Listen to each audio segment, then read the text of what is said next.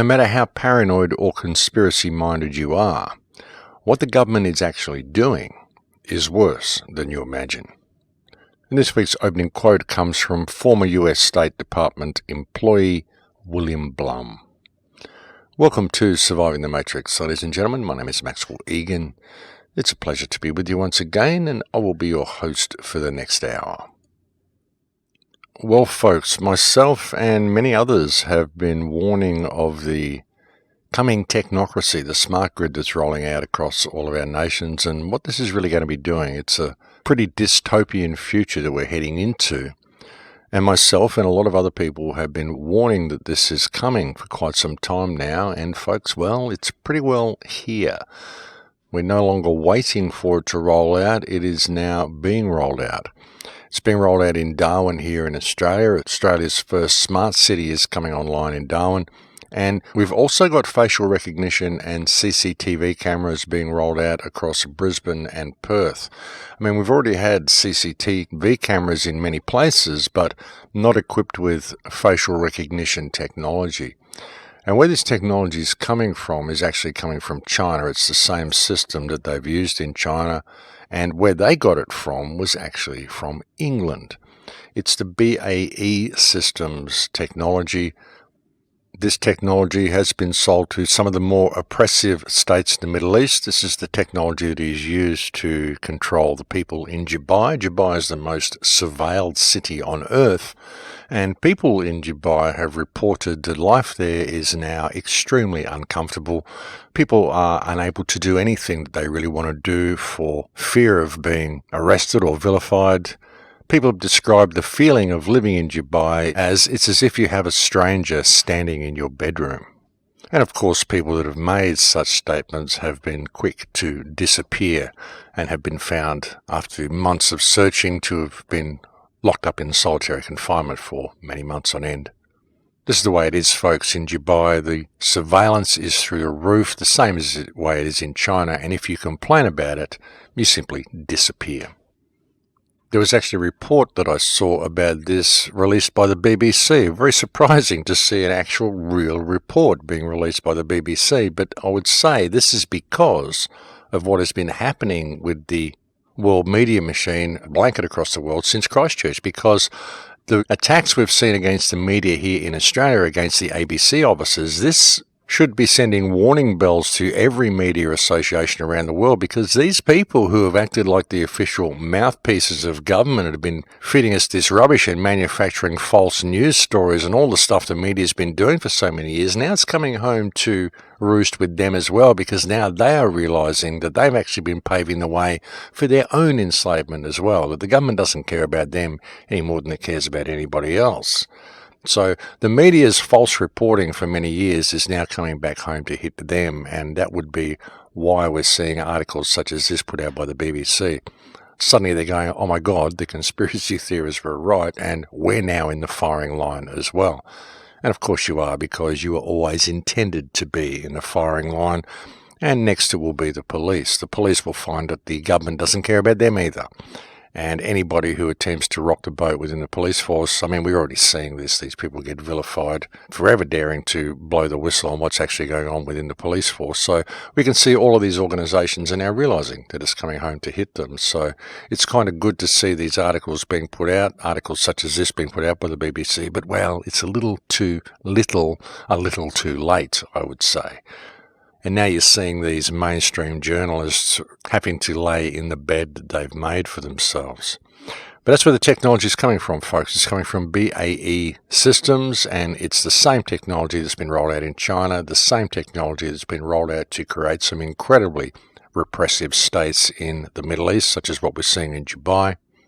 There's talk of them also using it in Canada, and here again we see an outcry from the mainstream, because many of the tech giants, the people who are actually manufacturing the software and manufacturing the technology, are now speaking out and warning the government that should they put this in place, it will be very dangerous because it will spell the end of freedom. So again, we are seeing that these people who have been spinning the line to the public for so long are now realizing that all of their deeds and actions are now coming back to hit them in the face and are affecting them just as much as they're affecting us.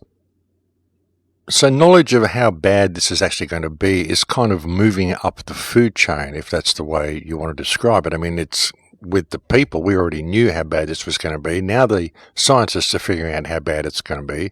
Now the media is figuring out how bad it's going to be. So all we're left with is for the people with the dollar signs in their eyes, the politicians and the top financial people, for them to figure out how bad it's going to be, because ultimately it's going to come for them as well, because eventually it's all going to move over to AI. And when it's all AI is not going to differentiate between a politician and a peasant. It'll all be run by algorithms, and the algorithms will determine who is desirable and who is not, and it will all be determined by the parameters that the system itself creates and dictates. I mean, it may start off with human parameters to start with. We may have people there controlling it and setting these algorithms in place to begin with. But once the AI takes over, then it will do its own programming, and it will figure out what is best for us. And that's the way it will be unless it is stopped now. And that's what we need to focus on, folks. We need to stop this technology rolling out, because it is coming. It's coming in all countries. It's being rolled out, as I said, everywhere around the world. It's been rolled out across the Middle East already. We're seeing it in China. There's talk of it in Canada. And this is also what is being used in Australia to surveil the citizens here. And it goes pretty deep as well, folks. The whole surveillance system, as I've often said, it's a weapons system more than anything. Apart from communication and all the other things that they're telling us it does, it's actually a weapons system. And these weapons systems come in all shapes and forms. The most commonly known, I would say, would probably be a microwave cannon, which is what is used for crowd control, crowd dispersal. And people think, well, no, this is a different thing, but it's really the same thing, because it's all 5G technology.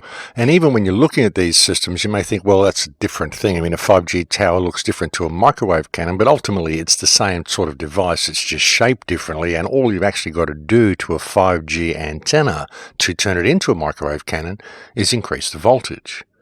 And you've got people who make these surveillance systems, BAE, these are the ones who are making all this facial recognition and all this 5G stuff. These happen to also be the same company who manufacture microwave cannons, and I think that should be of interest to people.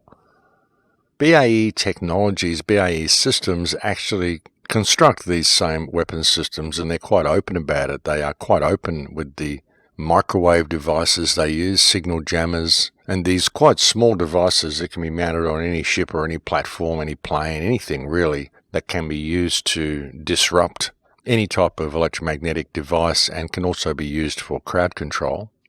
And all of these things are 5G related. See, that's the problem with 5G, folks, is the fact that it's a weapons system.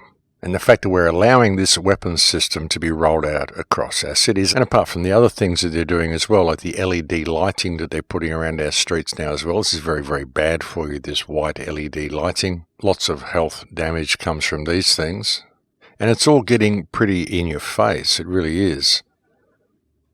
This surveillance and facial recognition software and equipment that they're using as well, this is the same equipment that was reported by the ABC journalist that was recently visited by the Australian Federal Police. This was reported back in 2018 that they were using this very sophisticated military-grade technology. They were using it against citizens. This technology was actually rejected by the United States. They said it was too intrusive to use on the people of the United States. And that's really saying something, folks, because the United States is pretty much a surveillance state as it is, but even the United States rejecting it was not enough to cause the parasites running the Australian government to back down. They just fell over themselves to grab it and put it in place in Australia as quickly as they could. And it was the fact that they were putting this technology in place which was the focus of the report by the ABC last year, which, as I said, caused their officers to be raided this year after they had set the precedent with the Julian Assange debacle, the way they staged all that and used it to break down the international legal system and break down protection for whistleblowers. I mean, all these things were in the cards for a while, in the pipeline for a while, but they had to kind of test the waters and make a public spectacle of it with the arrest and subsequent incarceration and quite possibly extradition of Julian Assange. I mean, the extradition of Julian Assange, it still is very possible. They're telling us that they're not going to do it, but they tell us one thing and then they do the other thing anyway. The way the Ecuadorian embassy told us there was no way they were actually going to throw Assange out, and then they threw him out the next day. So you never know where it's going with these people, folks. They make up so much stuff. I mean, so much of the stuff that we see on the news is completely and utterly fabricated. And it's all designed to lead humanity in a certain direction, and they're quite good at it. They really are. Well, they're very practiced at it anyway. Whether they're good at it, that's another question. I mean, many people with eyes to see can see straight through it, but they're certainly very practiced at it, and much of the general population out there simply goes along with whatever the TV tells them anyway, which is a real problem. And in fact, I would even suggest that this is set to become an even bigger problem with the advent of deep fake technology that I'm seeing more and more of. So we're not going to know what we're hearing from anybody pretty soon, folks. This may even spell the end of the independent media, the end of whatever truth movement we once may thought we had. And I might come back to that a little bit later. But as I said, folks, it is getting very in your face. A lot of it is coming home to roost right now, and it's imperative that people pay attention. There's also talk of New South Wales introducing digital licenses on your smartphones. This is something that I talked about a couple of months ago. I warned this would be where we would be going. The article that came out was, of course, in the Daily Mail, so you can't really trust the article. But you'll find that a lot of these tabloids will put out articles like this just to test the waters and plant that seed in the minds of the public. And people will laugh at it and fob it off because it's in the Daily Mail. They'll say, well, that's just one of those tabloids. It doesn't really mean anything. They'll tell you that the Queen's secret son just married an alien as well, so they do this sort of stuff so people just will not pay attention to it and will throw the baby out with the bathwater and not really notice the tech as it rolls out. But you'll find that you'll see it in mainstream reports before too long as well. There'll be talk that they're trialling this with New South Wales, and you can opt in to have this great, fantastic new technology while we trial whether it's going to be sufficient for your security and whether we can improve your security and all the sorts of stuff that they'll give you to push this, when really it's not about improving your security, it's about improving theirs and taking yours away from you, as is always the case with anything the government does. And of course, the way they've linked everything up to people's smartphones, and they've claimed that this was for your security, to keep your identity safe. No, it wasn't, folks. It was just so that they could eventually transfer licenses and things like this onto your smartphone, so that when you get pulled over on the side of the road, the police can have access to not just your license and check if you've got any points down on your license or any warrants out for you for driving offences, but they can then check your entire life's profile, your entire social profile, and know everything that you've done for the last 7 years, everybody you've spoken to, everywhere you've been, and if you become any type of person of interest at all, anything that they see at all which is a red flag, they can basically take you off the street and deliver you to a smart prison. This is how they will deal with dissenters, folks. All they have to do is get it all related, so they've got all your history on one device and have you carrying that device with you anywhere, so that your whole life is put on display for anybody who wants to pull you over, and that's it. They've got everybody locked down. They've got everybody too scared to think outside the box, and anybody who has thought outside the box previous to that point can be taken away for questioning, because they may be a danger to society, and eventually they can be eliminated. All to keep us safe, of course. This is the massive amount of censorship that we're seeing riding off the back of Christchurch. And this has been such a multi-pronged event. It really has. I mean, they've managed to get away with gun confiscation in New Zealand. It was majorly about that. And I think they might be having a little bit of trouble with getting the people to go along with it, but they're still pushing for it. So that's what it was majorly about in New Zealand. But also, it was about censorship, and it's being played very well. I mean, there's so much theatre going on at the moment. We're seeing a lot of talk about internet censorship. We're seeing a lot of sections of the independent media being vilified for fake news and all sorts of stuff. All riding off the domino effect that they've created, from Sandy Hook through to Pizzagate and now through to Christchurch. And it's all interrelated, all interconnected. And it's all been about gun confiscation, and it's all been about censorship, locking down all the dissenting voices. And we're seeing it very much happening in England, New Zealand and Australia, and in many places across Europe. And as much as many people may not be prepared to admit it, this is going to come to the United States as well. I mean, it's much more difficult for them to do it in the United States because the entire population is armed. So what they've done is they brought out the TAPS legislation, the new bill, HR 838, the Threat Assessment Prevention and Safety Act, which is designed to identify people who think outside the box so they can be classed as a danger to society and eventually disarmed. I mean, this is the way they're going to do it in the United States. They've done it also with the legalization of weed in the United States. A lot of people are very overjoyed that they've legalized weed, and it's a good thing. Weed should be legal, but what they've done in the United States is they've also made it a little thing there on the side that if you are a registered weed user, then you are also not able to be a registered firearm owner. And I'm not sure if that's in all states, but it's certainly in place in some states. That's what I'm hearing from people anyway. You can't own a gun if you smoke weed, folks, because you could be a danger to society. So through the legalization of weed, and by separating weed registration and gun ownership, and by bringing in the Threat Assessment Prevention and Safety Act, they can effectively disarm the people of the United States as well. And it certainly makes sense that the government would play it that way. And you'll see this same type of surveillance and the same type of legislation that we're seeing in New Zealand, Australia and England being eventually put in place in the United States as well. But they need to get rid of the more patriotic-minded people first, and they can do this, again, through the legalisation of weed and through the TAPS legislation, Bill HR 838. That's what it's all designed to do, folks, but it's all ultimately leading in the same direction. And it's happening in every country which is part of the Five Eyes network. That's Australia, New Zealand, Canada, England, United States, and other countries as well, but mainly in these five. Naturally, there's still the constant attempt to distract people with the theatre of war and all the stuff they're doing, the posturing against Iran. Notice how classic this is, folks. I mean, Trump has been bullying Iran as much as he possibly can, while saying that he really doesn't want to have a war with Iran and he's doing it just to keep people safe. But really, he's just acting like a bully. And recently I said that we'd probably see a false flag event in the Persian Gulf. I thought it may be possibly the Abraham Lincoln. What we've seen in its stead was an attack against an empty oil tanker in the Persian Gulf, and this tanker was empty, folks. They're saying, oh, we know Iran attacked it, this was an act of war by Iran, but it was just an old empty tanker.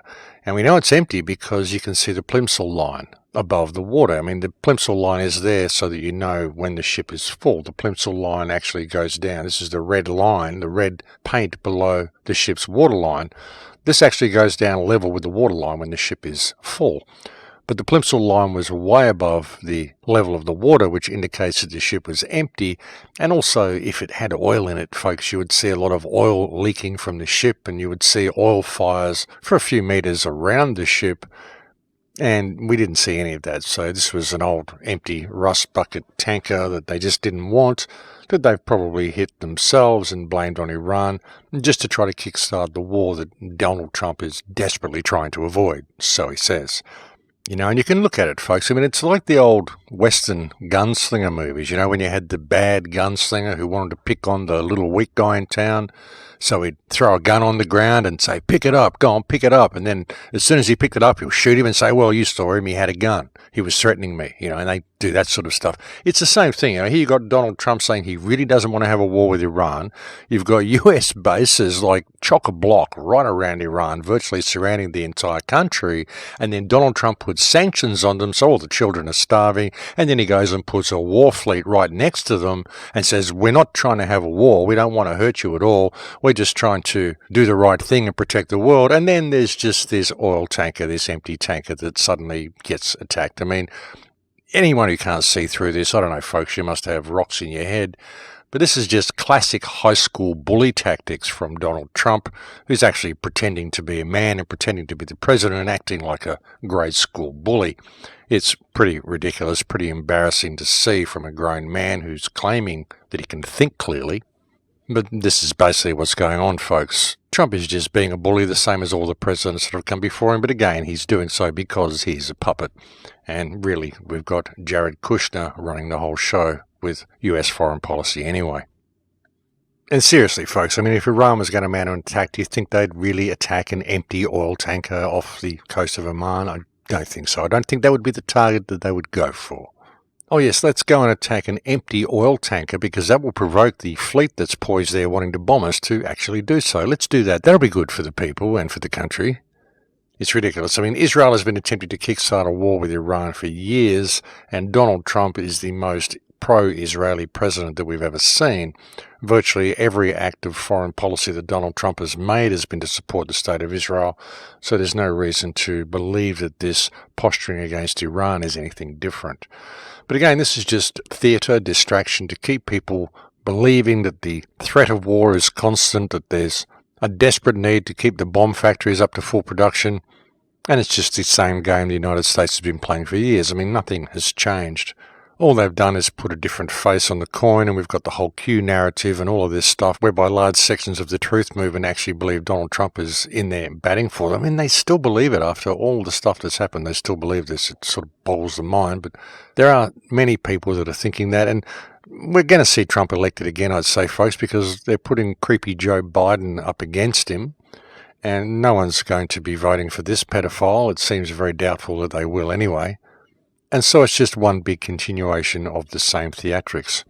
An interesting wild card this year that no one will probably hear about, I believe Adam Kokesh is actually running for president this year as well. So that'll be interesting to see how that plays out. And whether you're a fan of Adam Kokesh's or not, I'm sure he'd make a better president than Donald Trump or creepy Joe Biden.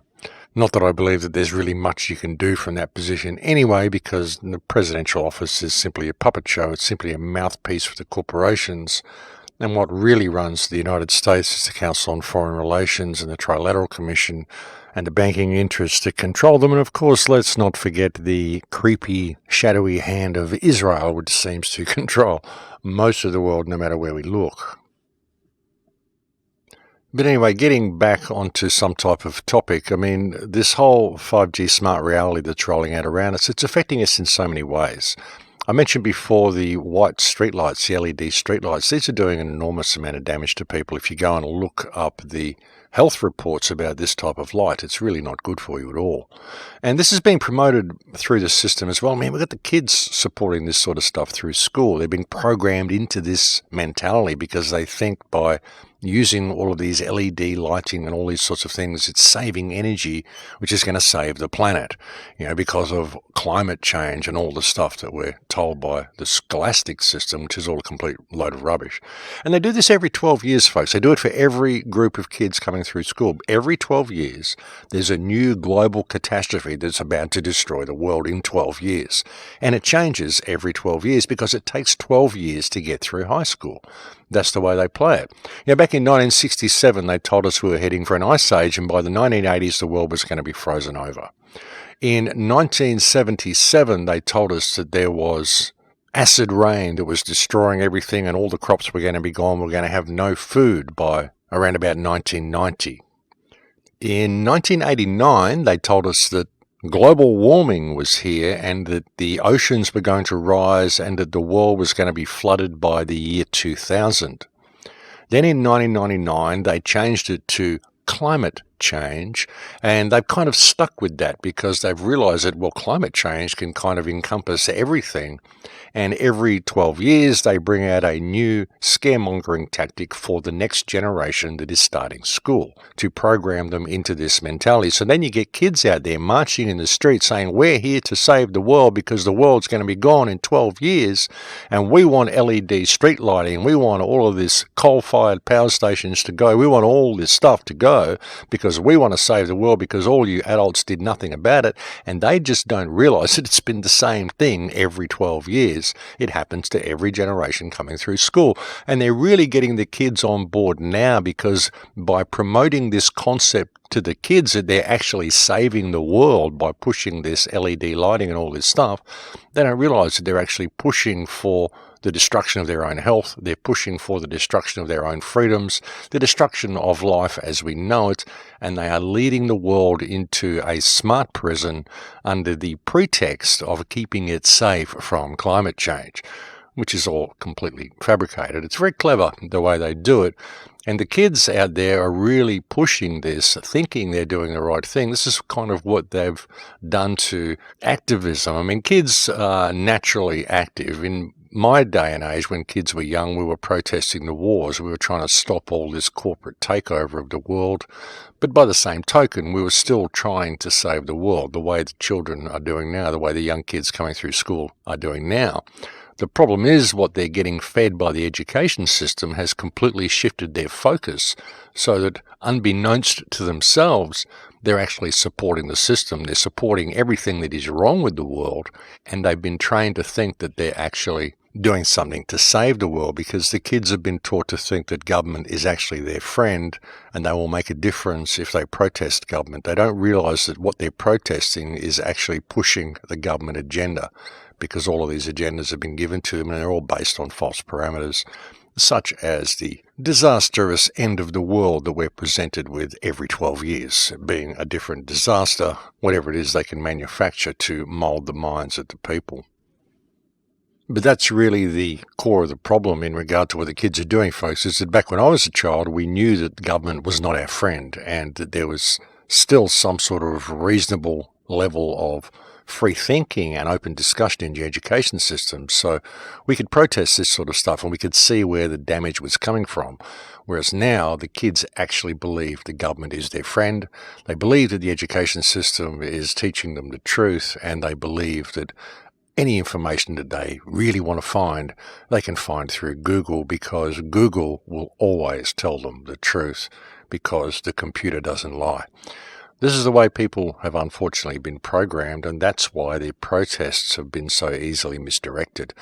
They're not realizing that it's all part and parcel to the same thing. All the wars are manufactured, all the climate change, everything, all this stuff, it's all manufactured. There's a big agenda going on here, a much, much bigger picture than what people are looking at. And everything that happens for a reason. All of the major events that we see in the world are all designed to lead the world into one particular direction by maintaining a control over what people believe is true. Just maintaining control of public perception of what reality is. They can shift reality into whatever point they want to shift it into and in whatever direction they want to go. And that's what the kids are missing, unfortunately. But even saying that, I mean, I think there are a lot that are actually seeing that they're being played, and there's a big awakening happening in that world as well. I mean, a lot of the young kids have really had enough of this system. A lot of people around the world, actually, in all walks of life, have had enough of this system. So it's going to be interesting to see how far they can really push it. I mean, they're really, really pushing it this year, but it's happening so quickly that a lot of people are waking up to it, and they're kind of stumbling over themselves. You know, they've had to move too fast at this end part because they've exposed themselves so much. And if people really do get a wind of what's going on here, these people are going to find themselves in some pretty severe hot water. So that's why they're trying to roll things out so quickly, to just curb this awakening that's happening before the awakening turns into a rebellion. But anyway, folks, I think we have reached break time, so I better leave it there for now. We're going to have a break. Thank you for joining me on the air today. It's always a pleasure to have your company, and I'll be back to speak to you in a few minutes. Thanks for listening. And welcome back to the show, ladies and gentlemen. Yes, so interesting times we're facing indeed with this whole smart grid.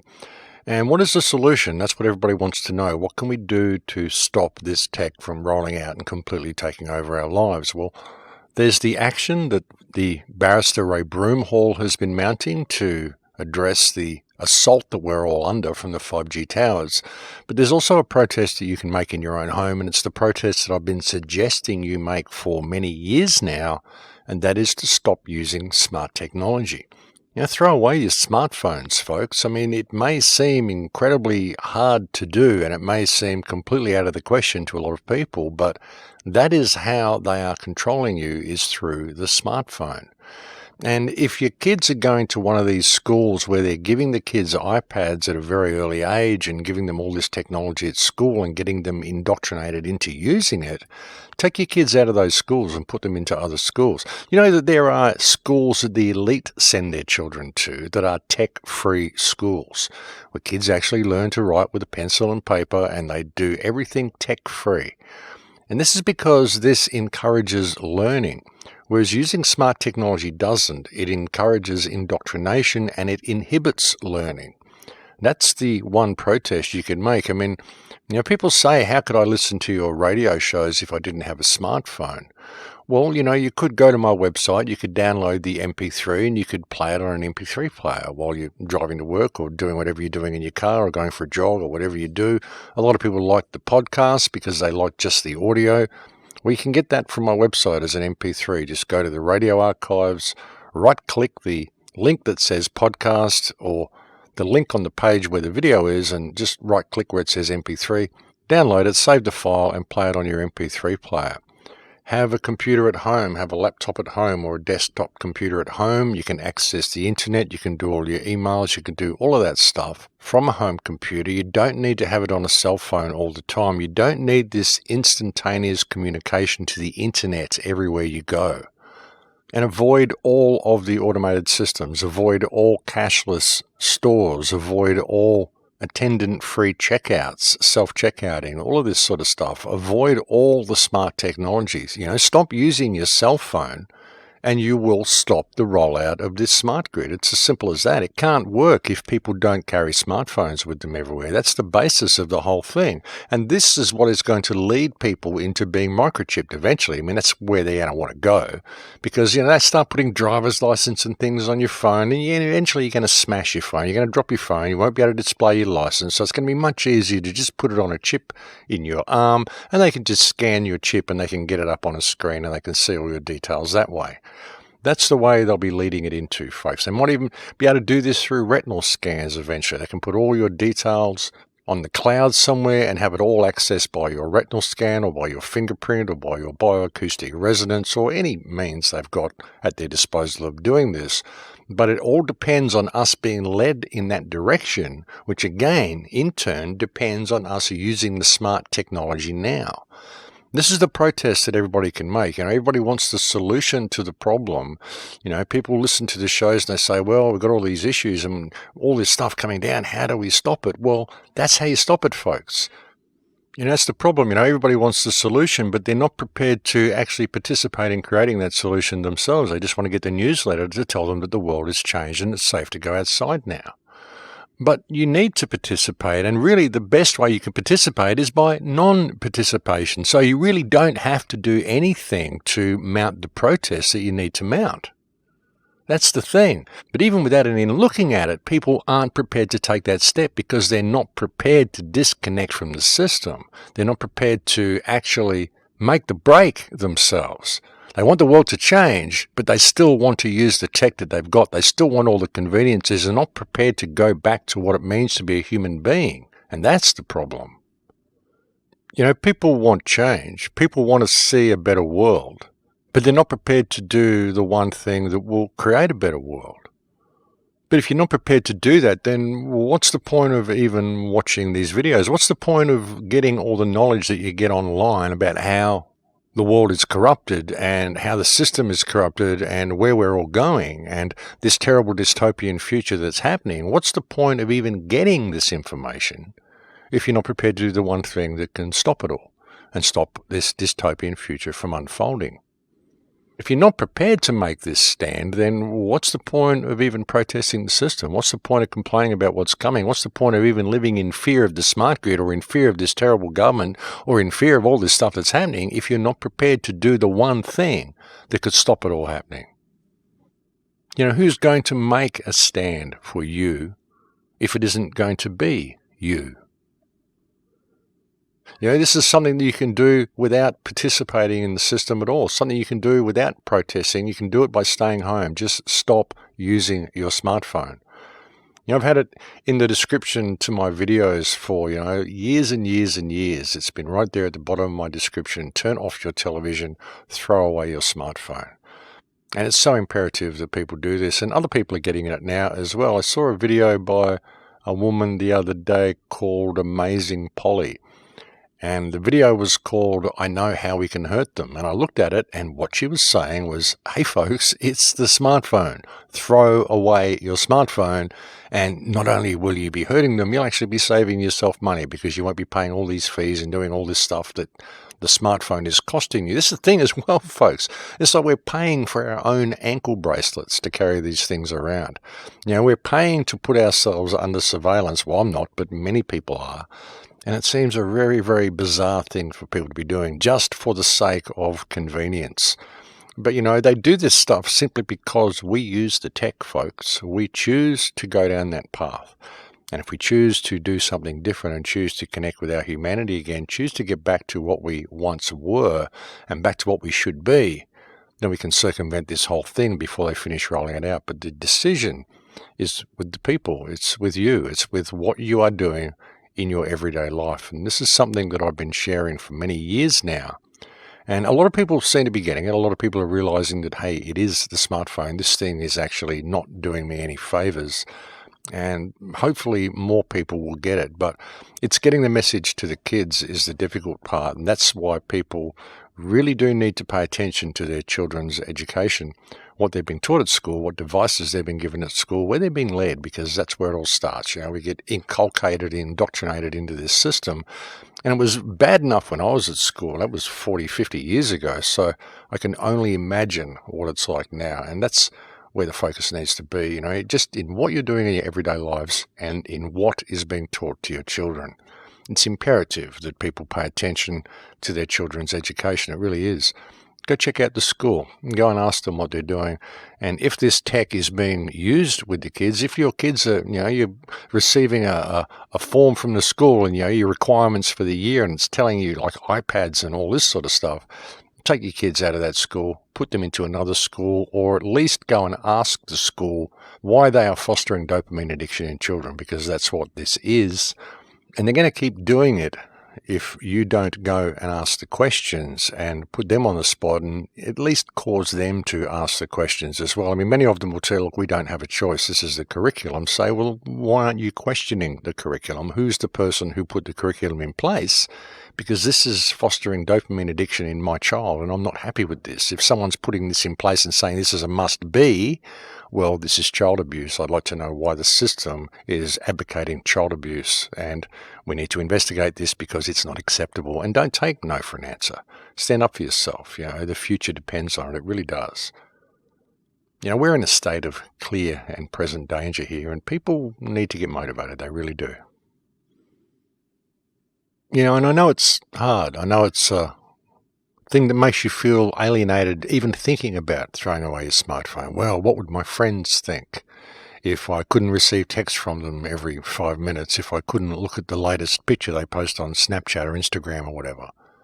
And that's what a lot of it is. It's peer group pressure. And people think, well, yeah, I really want the world to change, but I need my smartphone. But think about it, folks. You don't actually need it at all.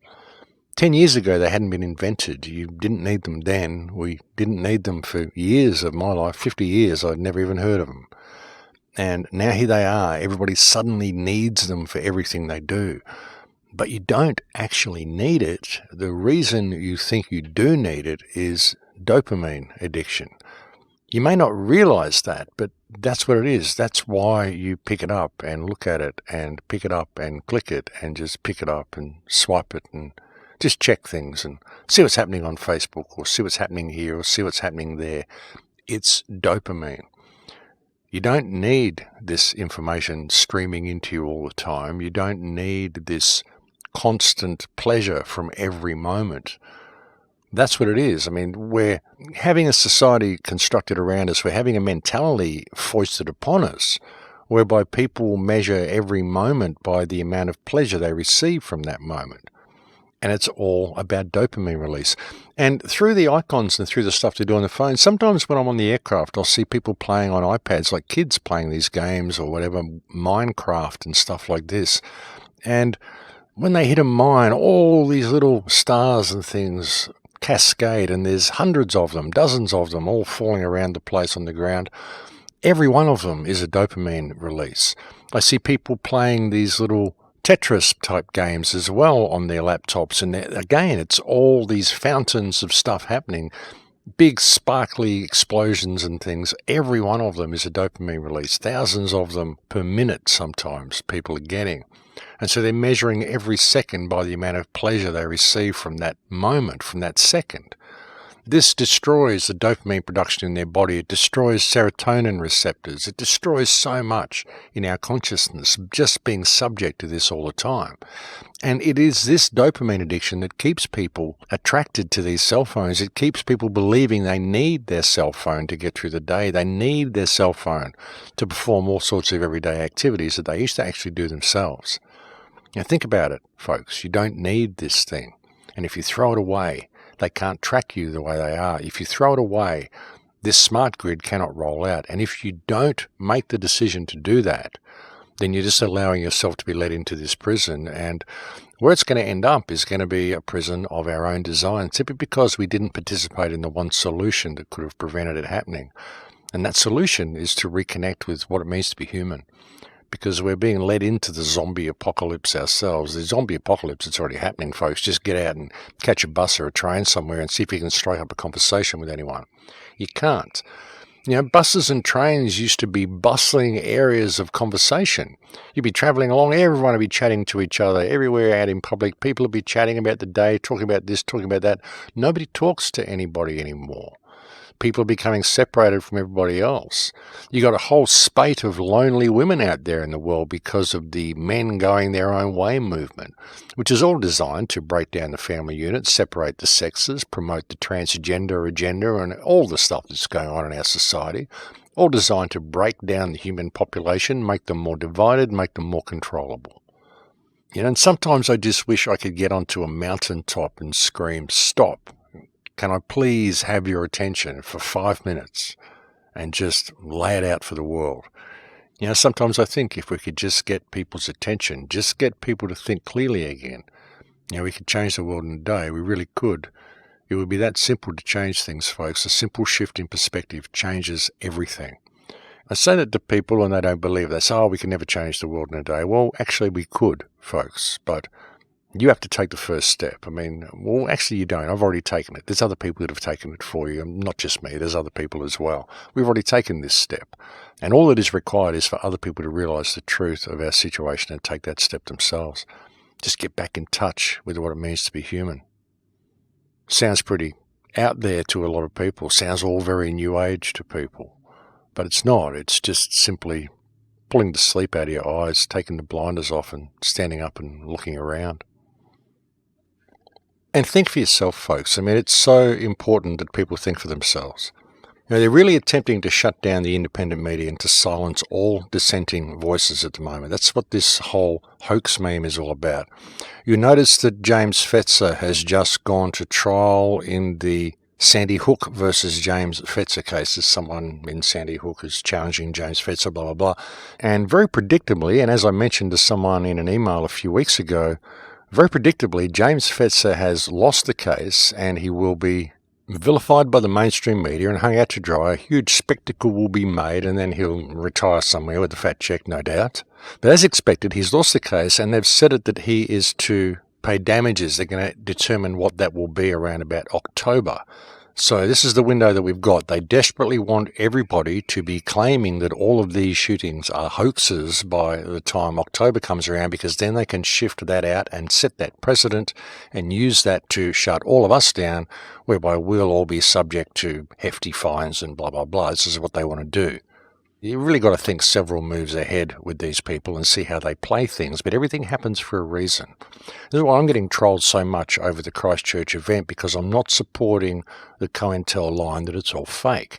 And even by doing that, I mean, I'm not saying it's real. What I'm doing is questioning the claims of fake that have been made, because all the claims can be proven to be false. So this is what exposes the whole agenda. Really, this is why they blew it so badly with this video. So just pay attention to what's going on, folks, and be very, very careful to think for yourself. Don't believe me. Don't believe anybody. Just believe what you can figure out for yourself. It's imperative that people do maintain this control over their own intellect and over their own consciousness. And they're manipulating it in all sorts of ways. Another false flag event we've just seen in Iran as well that I forgot to mention earlier, the drone that's been apparently shot down over Iran. Oh yes, Iran has made a serious mistake in doing this. They've made a very serious mistake, says Donald Trump. How do we even know they even shot a drone down? It could just be something that the news reported. But if they did shoot one down, well, why would you expect them to not shoot it down? I mean, if Iran was flying drones over the United States would shoot them down straight away and claim it was an act of war that they even sent a drone over there. And yet the United States thinks it can send a drone over Iran, and if Iran shoots it down, then it's an act of war on behalf of Iran. Complete double standard, We're the United States. We can put drones over anybody's country because we're the United States. And that's what we can do. We're the world police, and we can go and spy on anybody because we're doing so to keep the United States safe, which is what the world's all about, because the world is the United States. This is kind of the thinking that the US State Department seems to have anyway. I mean, not the people. The people of the United States are pretty disgusted with their government overall, so you can't blame the people, but this is generally the way the government thinks. And so it's just more bullying on behalf of Donald Trump, attempting to provoke Iran into some sort of conflict. If they're going to put bases all around the country, they're going to put sanctions against the country, they're going to send a war fleet to park right next door to the country, and the country is still not attacking them, well, perhaps they need to send a drone over the country and have it shot down. And if the Iranians don't shoot it down, well, maybe we can get Israel to shoot it down and blame it on the Iranians. Or maybe we can simply wag the dog and just put it out in the news that a drone was shot down. Maybe we don't even have to send one over there.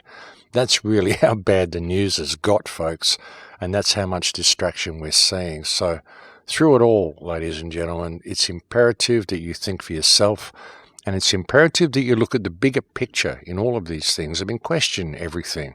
It's so important that people question the narrative that they're given. And if there's a general consensus about something, just step back and look at it, because just because a lot of people think something doesn't make it true. And we've seen some fine examples of this throughout history, throughout the mainstream media, and not only that, but also within the independent media as well. There's always a generally accepted consensus, and no thinking outside the box is allowed. So it's very important that people maintain their sovereignty of thought through all of the stuff that we're going to be seeing unfold in the next 6 to 18 months, ladies and gentlemen, because I think we're in for a hell of a roller coaster ride. I really do. I said at the start of this year that something big was going to happen. We were going to see some big changes this year, and it's just been snowballing ever since I said that. So hold on to your hats, folks, because you ain't seen nothing yet, and I think it's going to get far, far more interesting as the months unfold. I'm certainly hoping that I last. I'm hoping my channel lasts through the coming months. You get little notices on your channel now telling you to check your material in case you are against YouTube's anti-hate speech policies, but I just don't bother looking at it. So it'll be interesting to see if it lasts, because I'm certainly not going to water the message down. I'm going to continue speaking. If the channel does drop offline, folks, you'll find me on the old AOD Scarecrow channel on YouTube, and if that one goes down as well, you'll find me on BitChute, and you'll also find me on the new website LBRY, which is at the Crow House. You'll find me there as well. I'm finding it a little bit difficult with that because it's more like a torrent client, and I don't have the bandwidth to stream or download videos or do some of the stuff the client seems to want me to do. But hey, it's there for a start anyway. It's there for now. And this is where you will find me if the YouTube channel does go down. You'll also find me on my website, thecrowhouse.com. You can always get a message to me there. I've also got an account on Vimeo. I could probably go back to there. I've only got 1 or 2 videos on that, but I could start uploading to Vimeo.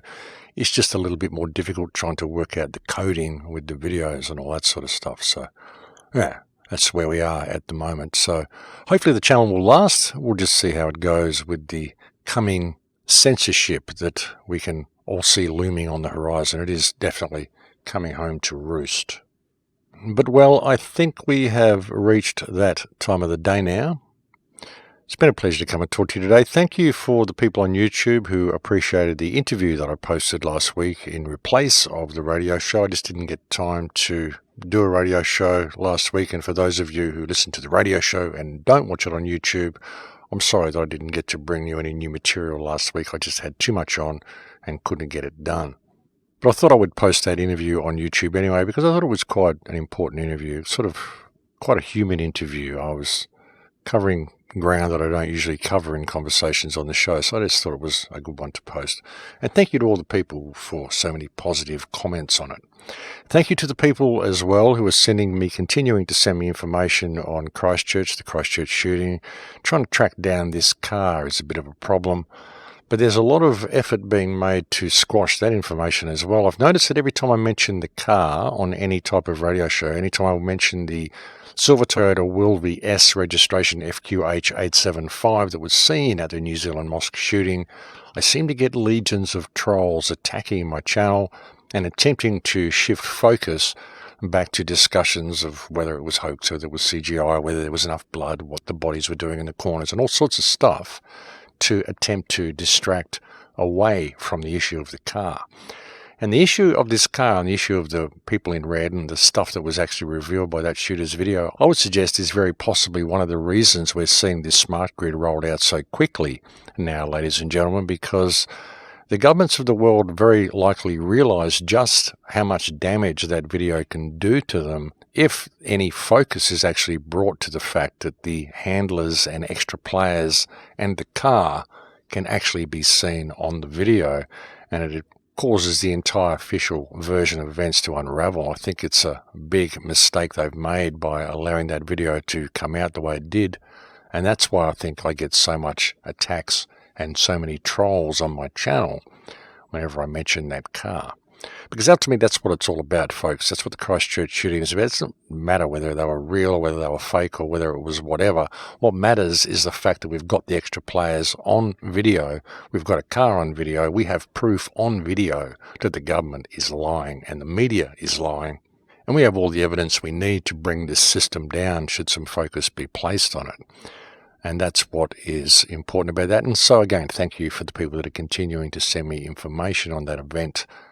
I think it is really stirring up a bit of a hornet's nest, folks. As I said, I'm getting legions of gang trolling on my channel whenever I mention it, and that seems to me to be quite relevant. I've even had one particular person cherry pick certain sentences out of larger comments that I've made to post videos to make it appear as if I'm saying statements and making claims that I actually am not making, because, as I said, it's one phrase out of a larger sentence that you can put by itself and take out of context and have someone basically saying anything they want. So this is very revealing as well. So I think the hornet's nest has been stirred up with that video, folks. So keep that focus on that information and let's track down this car, this silver Toyota Will VS registration FQH875, because whoever's driving that car can really help us answer a lot of questions and get this gun legislation rolled back in New Zealand and hopefully have the entire New Zealand government held accountable for their actions. So yeah, again, it's good to keep the focus on that as we are doing. And so thank you for the information that you're sending me, and thank you to the many people from New Zealand who are sending me so many kind emails regarding this event as well. There's actually one lady who's told me she very likely will have a book coming out very soon exposing what really happened in this event, so I'll be interested to see that as well. But as I said, that is pretty well it for me now, ladies and gentlemen. We've pretty well run out of time. As I've mentioned previously, I will be speaking in Philadelphia during September of this year at Anarchadelphia. You can find a link to that on my website. You'll also find if you use the coupon Crowhouse when buying a ticket, you'll get a discount on your ticket. I'm also going to be speaking here in Australia on the Gold Coast, actually before that event in August, at an event called Paradigm Shift, and I will get information about that on the website for you as soon as it comes to me. But that's around about the 15th or 17th of August, I think, and that is being held at Surfers Paradise here on the Gold Coast in Queensland. And then, as I said, I'll be heading over to Philadelphia to speak at Anarchadelphia. And they are the only two talks that I actually plan on doing this year, folks. So kind of having a quiet year off talking and a quiet year off travel. I'll be back on the road next year, and I'll probably catch up with a few people in Mexico and a few people in England, and we'll be back to the normal run of things next year. As long as I can maintain the energy to travel. I really do get tired of the travel. It does become a little bit of a toll on the system after a while, folks. Thank you again to all the people who send me so many kind emails. I'm still struggling to get through them, but I'm trying to get through them all. And thank you to the people who support me on Patreon, because it is only you who keep this message going, and I can't thank you enough for that, as I'm sure all of the other listeners who can't afford to support also thank you as well. So you have the appreciation of all of us for your efforts in allowing me to continue mine. But that is it for me, folks. I've now completely run out of time and reached the end of the show, so I'll look forward to speaking to you again next week. Please take very good care until then. In luck, Cash.